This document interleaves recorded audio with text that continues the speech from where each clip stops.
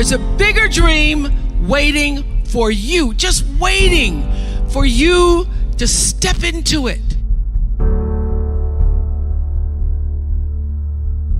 Everything you try to do is already done. So when I figured that out, what I'm putting out is what's coming back.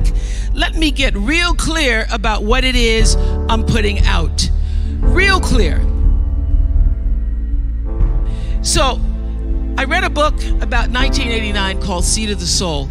And in that book, Gary Zukav talked about the laws of karma, of the laws of cause and effect, the third law of motion. And in that book, he talked about how your intention is always one with the law. Meaning, before you even think about a thing, you have an intention for the thing. And that the intention is going to determine the outcome. That's why the same people can go to the same church service and somebody walk down the aisle just to be seen to put some money in the church, and somebody else who just goes and just has a little bit to offer.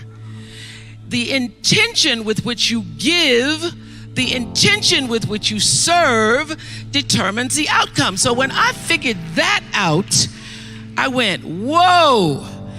I changed everything I did on my show. I called in the producers and I said, from this day forward, I will no longer be speaking to the KKK. I will no longer be speaking to people who are fighting each other in a way that it is damaging to the character of myself and other people who watch. From this day forward, I am only going to do intentional television. So it is my intention to fulfill the dream of the Creator. It is my intention to live to the highest calling and be pressed to the mark of the highest calling that I have come to do. And when you can ask the Creator, ask that which made you you, what is your dream for me? I guarantee you, instead of you trying to define the dream, what is your dream for me? If you're able to lean into the dream that the universe and all the forces of light and love and power and grace by all the names that we call God has for you, nobody can touch you. Every single day, I would have a pre-show meeting and have the producers come in and state to me, what is your intention?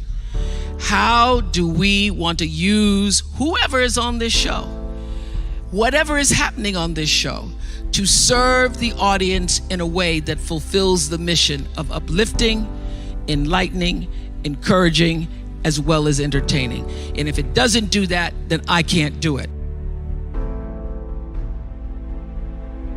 There's a bigger dream waiting for you, just waiting for you to step into it. To step into it. Your life is big. Your life is huge. And we spend so much time wanting to be in somebody else's life. And you don't get honored, you don't get revered, you don't get celebrating wanting what somebody else has,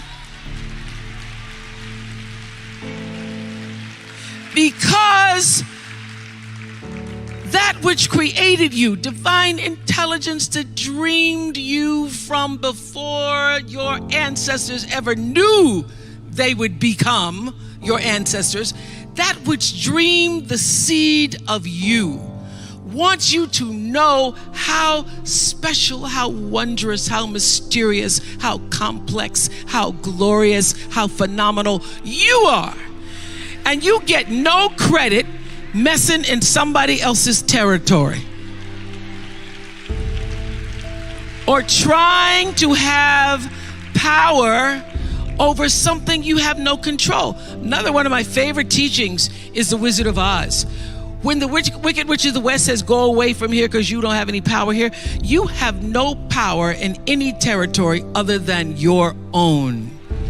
Oh, but you are the master of that. You get to be the master of your own fate.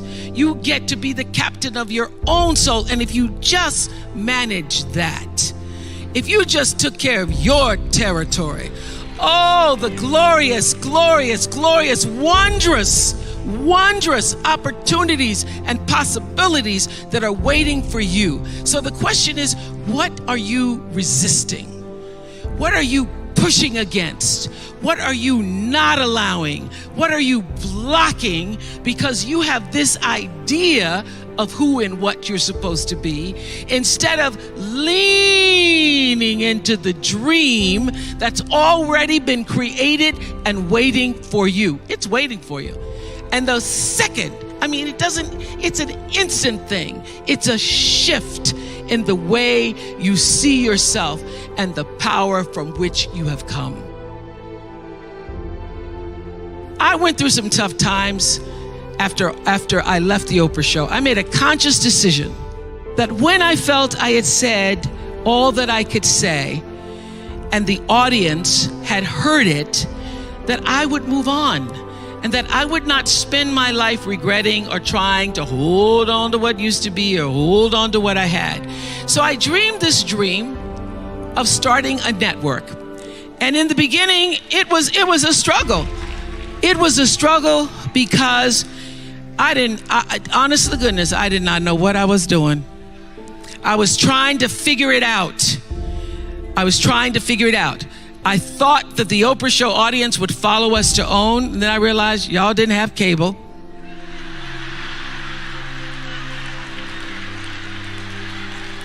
And if you had cable, you did not have the OWN package. So it took me a minute. And unlike most people who you get to have your mistakes in private, some don't go right in your life, you get to sulk about it in private. If I make a mistake, it's on the CNN crawl or the CNN news. So when I was in the climb and there were so many wonderful owners, I see Churl Action Jackson here. There were so many wonderful owners, people who said, oh, we're gonna stand with you. We're gonna stand by you. Thank you, Roland Martin. There were so many people who said, listen, we believe that this can happen. So I dreamed the dream along with Tyler Perry, who was my friend, who came to me and said, Tyler said, I'm gonna help you out, because Tyler can go home and write a script and direct it, produce it, and shoot it, and do it for less money than anybody in Hollywood. So we started with the foundation of have and have nots.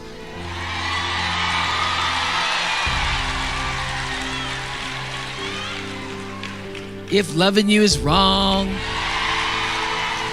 love thy neighbor, Mama Hattie. And then I started to dream another dream about scripted television, because in the beginning I was told you couldn't do it. You couldn't do it, didn't have enough money to do it. And I dreamed the dream. I read Proverbs 11:28 that says, those who trust in their riches will fall, but the righteous will rise and thrive like a green leaf.